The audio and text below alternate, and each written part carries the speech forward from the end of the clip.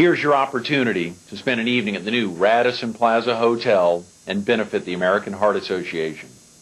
We'll tell you all about it coming up next on Carolina People.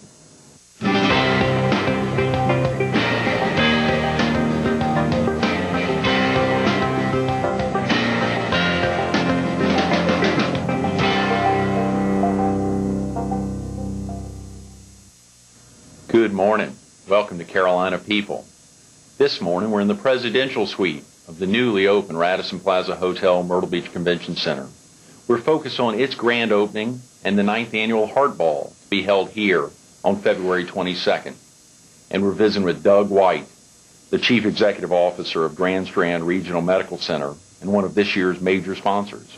Doug, thanks so much for being with us this morning. Thank you for having me. Great to be here. Incredible opportunity to highlight this week some of the sponsors, particularly yourself and Conway Medical Center and some of the other prime sponsors, the Radisson Plaza Hotel, and for the commitment they've made to help fight heart disease and strokes on just a very small basis, but in a very large sense. And we appreciate every effort Grand Strand Regional has made to support the Heart Association this year.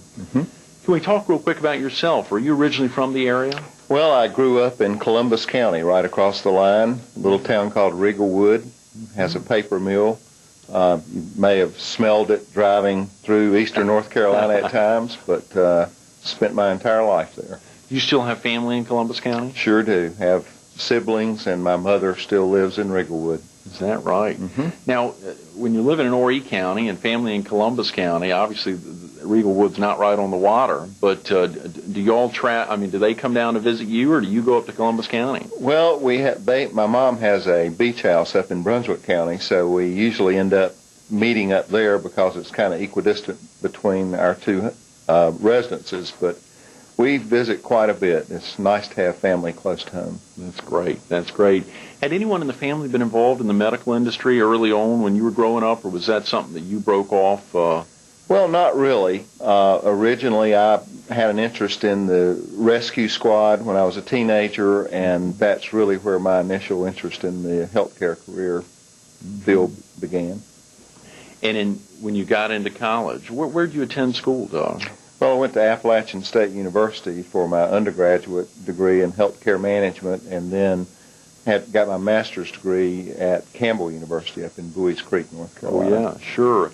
And to give the viewers a little sense of the track that someone would go if they decided in college or even at an earlier age they wanted to get into hospital administration, and just trying to think through exactly what that means. Maybe you could give the viewers a sense of when you made the decision that working in a hospital was something you wanted to do. I know you said interest in a rescue squad at an early age, but when was it you determined that being in the medical industry was something you were going to do? Well, I went in the Navy right out of high school and was a hospital corpsman for 4 years. So that was my first real exposure to the inner workings of a hospital, and I knew at that time that I had a real affinity for healthcare because it is a very giving profession and the rewards are great. In administration, there's a host of formal training programs available, both undergraduate and graduate. And as I got out of the Navy and started looking at undergraduate healthcare management programs, Appalachian State up in Boone, North Carolina, got my attention.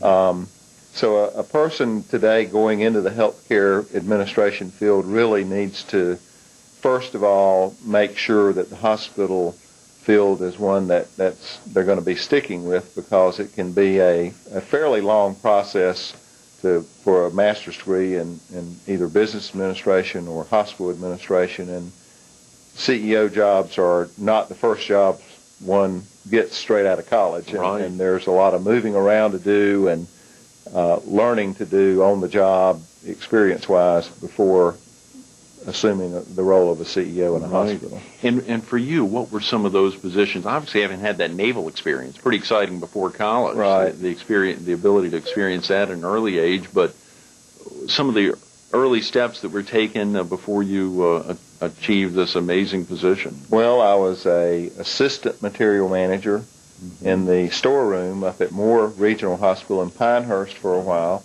I was a an employment manager up at Southeastern General in Lumberton, a great facility as well, for a couple of years.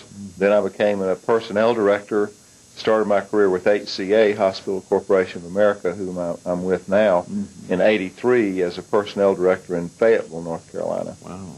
And then 2 different positions as assistant administrator for about 5-6 years before I got my first CEO job down in Florida as a CEO with HCA. So almost your entire experience prior to, of course, the naval experience could have been anywhere, but prior to heading to Florida was in the Carolinas. Sure was. You're truly a Carolina person. I spent a couple years in Texas as an assistant administrator and knew as soon as I landed out there and saw no water in sight that I couldn't wait to get back to Carolina. So, yes, I'm an East Coast guy at heart, that's for sure. That's wonderful. You mentioned HCA. You've been with HCA since '83. Right. They support Grand Strand Regional's involvement with local charities, and obviously your involvement. They certainly do. Our chairman and of the board of HCA corporate-wide of our 180 hospital system actually has served on the board of the United Way for many years, and we have a tremendous degree of local autonomy in all aspects of our hospital operations in the communities we serve, and community involvement and community hospital support of such worthwhile endeavors as the Heart Association is one that is really a cornerstone of our company. Absolutely. When you think about your first CEO position, it was in Florida. And then moving back to the Carolinas to be, was it directly from Florida back to Myrtle Beach? Sure was. As a matter of fact, I interviewed with the division president in Charleston who has responsibility for the Myrtle Beach Hospital from a corporate perspective, and flew up, had lunch with him in Charleston, and he said, well, I think we need to get you up to Myrtle Beach, see the hospital and see the community. And I said, I don't need to see the hospital. I don't need to see the community. There's not a greater place on the East Coast to live than Myrtle Beach. Wow. So I took the job without sight unseen. Came up and met the Board of Trustees, had great chemistry automatically, and began in 1995 here. How does that work in 1995? That's fantastic. We arrived at the same time. How does that work in a hospital, a board of trustees? Can you give the viewers a sense real quick? Obviously, HCA is the owner. You're working throughout the community. Right. But a board of trustees, are there other, how does that work exactly? Well, in our hospital, our board of trustees are local community leaders and physicians who provide input to the CEO on issues that they believe are important for the hospital to be addressing in our local community. They have no fiduciary responsibility, as would a nonprofit hospitals board. Our fiscal accountability is to the HCA Board of Directors, who provided the capital funds to build our hospital in 1978, and the local Board of Trustees are a huge benefit to me and to the hospital, because they really feel the pulse of the community and can help us guide our services and our mission through the community in the way that's most appropriate. Absolutely. And you mentioned 1976 was 78. Is that where the current location on 17 Bypass? Sure is. The old Ocean View Hospital, that was a community effort. Volunteers raised the money to actually build that hospital years prior to 1978, and I don't recall exactly the year it was built, but local residents sold cookbooks, sold pencils, had bake sales, and raised the capital to build that original facility. And in 78, when it was determined that a new facility was needed, HCA was asked to come in and provide the capital without a bond issue, without any financial responsibility in the local community to build that replacement facility. If we had to replace that facility today, it would be exactly where we are right now. We're in a super location. Oh, it is. It is truly the Grand Strand Regional Medical Center. It sure is. Last year we paid over $10 million in local, federal, and state and federal taxes. So as an investor-owned facility, our mission is exactly the same as a local nonprofit hospital. The only difference is really that we pay property and income taxes, and most of the nonprofits, by virtue of their IRS exemption, don't. That's a great point. You know, I hadn't thought about that. We hear obviously a lot about not-for-profit hospitals, particularly a lot of the viewers in the PD know of the two large hospitals in the Florence area, Carolinas Hospital System, which is a for-profit, and McLeod Regional, which is a not-for-profit. But the fact that Carolinas and Grand Strand Regional would be paying a lot of property tax in the community is a very good point. Well, it is an important point, but let me stress that our missions in the nonprofit and for-profit hospital arena are precisely the same, and that is to benefit the communities we serve, try to raise the level of health and well-being of our citizens. Those are great words. I'm glad you stressed that as well. When we think about the position of Chief Executive Officer, can you give the viewers a sense real quick of exactly your responsibilities? Well, primarily providing the wherewithal for physicians, staff members, volunteers in our hospital to have the tools and the education and the facilities necessary to provide top quality health care to our citizens and our visitors in Myrtle Beach. It's a big responsibility that one person alone could never bear. We have absolutely astute group of about 35 managers responsible for individual parts of the overall hospital operation. My responsibility is pretty much trying to tie the various aspects of the operation together and make sure that we stay on the right track. Right, staying on the right track. And you and many of the folks working with you at Grand Strand have probably recognized a number of priorities in the community that need to be addressed. How do you all go about doing that, and what are some of the priorities that you all are focused on? Well, primarily we have in the past had focus groups in the community where we have actually solicited input from citizens. From time to time we'll run half or full page ads in the newspaper and ask citizens to tell us what they think the priorities should be in the community. Again, our Board of Trustees provides us with a lot of input, and it's a dynamic situation where the needs change from year to year, and we simply try to assign priorities as to what's going to be our main focus for the next year and try to make our assets and all of our energies head in that direction toward meeting those goals. And I guess one of the main focus every year is fighting cardiovascular disease. I think Grand Strand Regional has been recognized as one of the top 100 hospitals in the nation for fighting and helping to defeat over time cardiovascular disease. How has the cardiac care program grown over the years since you've been the CEO, since 1995? Well, Jim Midori, who was my predecessor who resigned, actually put the program together, and I was fortunate enough to come in just as we were getting ready to start our open heart surgery in 1995. So the real credit goes to a number of people. Jim Midori, the cardiologist here in Myrtle Beach. Billy Alford was our board chairman, who was very instrumental in working with the state to allow us to get this program here. Bob Grissom, the mayor of Myrtle Beach, was on our board at the time. He was instrumental as well. So I was very fortunate to come into a program that the infrastructure was actually already in place, and it was just a matter of making it work. There was a lot of time and money and effort that went into making sure we were going to have a world-class program, which we do have today. Last year, our mortality was 0.3%. The national average mortality for a heart program doing about 400 procedures a year is over 2%. So our mortality is still outstanding, and it's due to the quality of our physicians and our staff and the quality of our technology and equipment. That is amazing to be able to keep it that low in a community where we hear about, I know a cardiologist last week was talking about our area being really the belt buckle for cardiovascular belt in America. And this has been such a horrific area, and fighting it has been so dramatic. And so many of the funds that the Heart Association raises in communities are oftentimes sent out and not returned to communities in South Carolina. For every dollar that's invested in the community or raised, $1.46 comes back to this area to help fight cardiovascular disease. It's that prevalent.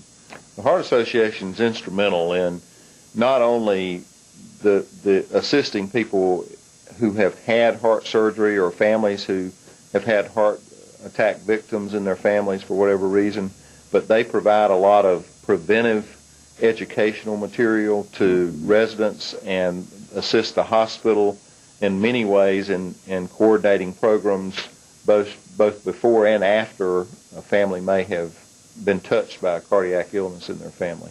But they are instrumental in particularly preventative education efforts in our community. And they're involved with some of the preventative classes that are taught at Grand Strand Regional. Right. Absolutely. They do a lot of prevention that keeps people from having to use our facilities down the road, and that's a good thing. Absolutely. Can we talk real quick? We've just got a couple of minutes. Mm-hmm. Can we talk real quick about how the medical center, Grand Strand Regional Medical Center, has changed over the last 8 years as you've been CEO? The change has been phenomenal. In 1995, we had about 95 physicians. We have 275 physicians today. Our emergency department had about 30,000 patients a year. Today we see over 60,000 emergency room visits between our two emergency rooms. The number of employees when I got here in 1995 was about 700. We have over 1,000 employees now. Moreover, the scope of service in the hospital, we've added endocrinology, rheumatology, pulmonology, cardiac surgery, vascular surgery. I could go on and on. Just the scope and the complexity of our services has just grown exponentially. And again, this is an evolving process. This is not a Doug White made it happen event. This is from Frank Ceruzzi, the first administrator of our hospital. Jim Midori was fantastic in his setting the infrastructure and preparing us for the future.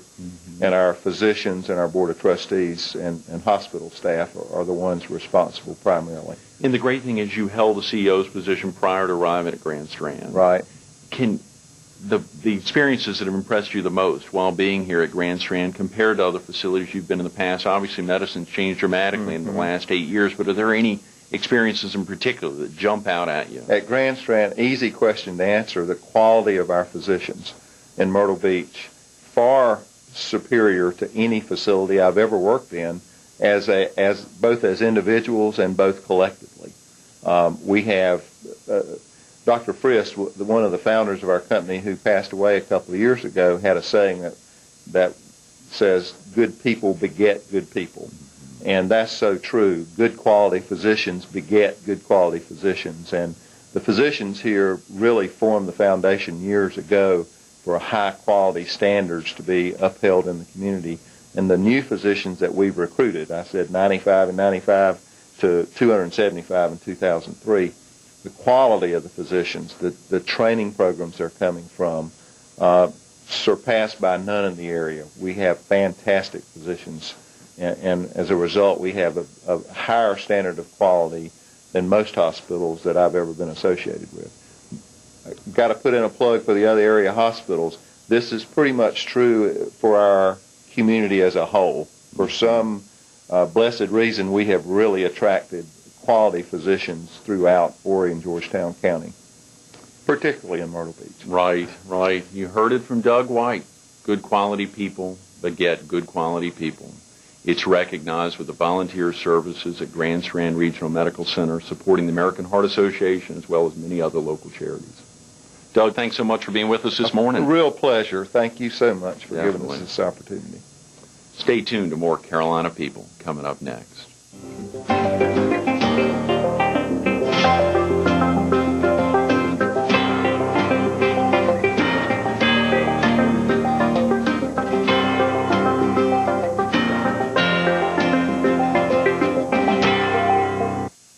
Good morning. Welcome back to Carolina People. This morning we're in the presidential suite on the top floor of the newly opened Radisson Plaza Hotel, Myrtle Beach Convention Center.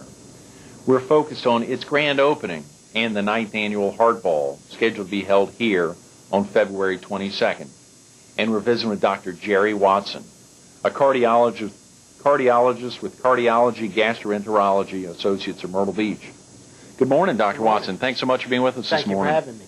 Can we talk real quick about yourself? Are you originally from the area? Actually, I'm from Texas originally, a little town just north of Dallas, Texas, Decatur, Texas. Been out here since 1989. How long have you been a cardiologist, Dr. Watson? Since 1989. I did my training down in Houston, my medical school and stuff, and then I moved out here to do my residency and actually fell in love with the area.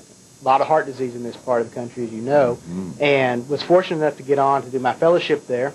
And at the end of my fellowship, the heart program here in Myrtle Beach was opening up, and I had the good fortune of knowing some people in this area, and it just one thing led to another, and I was fortunate enough to end up here. Absolutely. Was there any particular reason why you think you chose cardiology as your field? Well, I think we're all influenced to some degree by our mentors and people that we trained under, and as a medical student, my first 2 rotations were with cardiologists, and they showed me an appreciation for the heart. It's such a wonderful organ. It has a pumping system to it, an electrical system to it. It's just such a great organ, and it really caught my attention. And about that time is when all these new developments were beginning, such as thrombolytic therapy, angioplasty was becoming more common. So it was a really growing field, and that really caught my attention at that time. And how about, and speaking of growing, your practice has grown pretty dramatically. The Cardiology Gastroenterology Associates from Myrtle Beach, that's grown a good bit. How's the practice changed over the years since you've been in Myrtle Beach? Yeah, we have changed quite a bit since I first came here. When I came here, there was myself and Dr. Mark Caravan were doing the interventions, and we had surgeons rotating a week at a time from the medical university. At that time, we had 1 cath lab, and the 2 of us would kind of alternate from there. Since that time, we now have 2 cath labs. The first cath lab has actually been remodeled since then, and we're looking to put more labs in the near future, I hope. We now have 3 interventionists. Dr. Bowen Trueluck has joined us, and he's a specialist sort of in the rotablating therapy. In addition, we now have 2 full-time surgeons here who are here. They live here in the area and are here all the time. So we've really grown a tremendous amount in just a short period of time. Dr. Watson, when you think, and I hope you don't mind, I'm going to call you Jerry from Sure. here on out. When you think of do you have a special interest or a special focus on treating heart disease? Yeah, I myself, Dr. Caravan, Dr. Trueluck, we're what we call interventional cardiologists. That is, we practice in general cardiology, but we do catheterizations. We also do angioplasties, place stents in the arteries, those sort of things as well. And that's kind of our little special niche that we do here. And when you talk about placing stents and catheterizations, what seems like real simple, I mean, there's a lot of viewers who may not understand heart disease and strokes and just what happens, particularly with heart disease. Can you just give the viewers a sense real quick of the difference between the two and what's happening when someone's suffering a heart attack? Sure. As you know, atherosclerotic disease encompasses an entire range of symptoms throughout the whole body. And the 2 big categories are stroke and what we call coronary disease, or atherosclerotic coronary disease. Strokes involve mainly the vessels in the head. They can be several types. You can have bleeding type problems in the head, or more likely the arteries themselves close off in the head, and that causes the stroke, the weakness in the arms, the loss of expression, those sort of things. Coronary disease involves the arteries going to the heart, and this is what causes heart attacks when those arteries close off. That's what I'm involved in, obviously.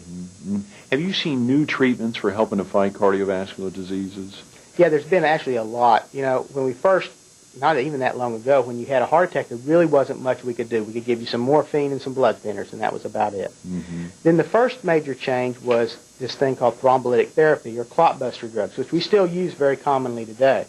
And they worked great, but they didn't work all the time. You weren't sure if the artery was open or not. And they carry other bleeding risk. You can have bleeding. They carry, although it's a low risk, they do carry risk of head bleeds and such as that. The next wave that we're seeing now is taking people straight to the cath lab now, where we take them and do this heart catheterization, where we run a tube in their artery, and we put the tube up into the arteries that bring blood to their heart. And then we try to go down that occluded artery with a balloon and open that artery up. And that we know we're pretty successful with it. Over 90% of the time we can usually open those up.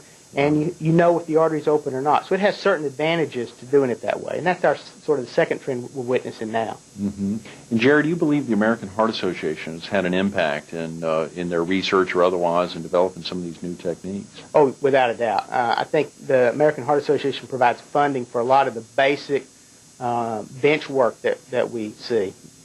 The reason we know what causes heart attacks is from a lot of the basic work that went in that was funded by the American Heart Association. That led to the development of these clot-busting drugs. They also, in addition, do a tremendous amount of public education. I mean, it doesn't make any difference to have all these great techniques if nobody knows when to use them, if nobody knows what a heart attack is. And they've done a great job getting the word out to people and educating people. So without a doubt, really helpful. That's wonderful, and that's why we're here today. When you think about even those new treatments out there and getting the word out, do you still see a need for cardiac services or a growing need for cardiac services over time? Is it going to get worse or is it getting better? Oh, I think the need will continue to increase for a couple of reasons. Number one, baby boomers now are reaching that age where cardiac disease is becoming quite prevalent among that population, and that population is growing daily as we all get older. The second part, here in South Carolina, especially in the Myrtle Beach area, we're a big retirement center. A lot of people are retiring to this area, so our older population is growing in that way as well. So I think we're in twofold. We're continuing to see a dramatic increase of the needs in this area, particularly. And your wife, we got about 30 seconds. You and your wife on a daily basis, I guess, you have a lot of interaction on a daily basis. But of course, she works there at the hospital as well. Do you all's paths cross on a pretty regular basis? Probably more than she would like, actually. Actually, let me put in a plug for all the nurses there in the ICU. I think one of the things that make all these programs work are good staff, and I think we have excellent CCU nurses and floor nurses, and that's the reason we're able to do a lot of the things we're able to do. And I just want to put a plug in for the people that do a lot of the hard work. Very definitely. Speaking of hard work, with a man who's done a heck of a lot of that, both on a daily basis as well as a volunteer, Dr. Jerry Watson, cardiologist with Cardiology Gastroenterology Associates of Myrtle Beach, one of this year's sponsors for the Heart Ball. Dr. Watson, thanks so much for being with us this morning. Thank you for having me. Appreciate Absolutely. it. Stay tuned to more Carolina People coming up next.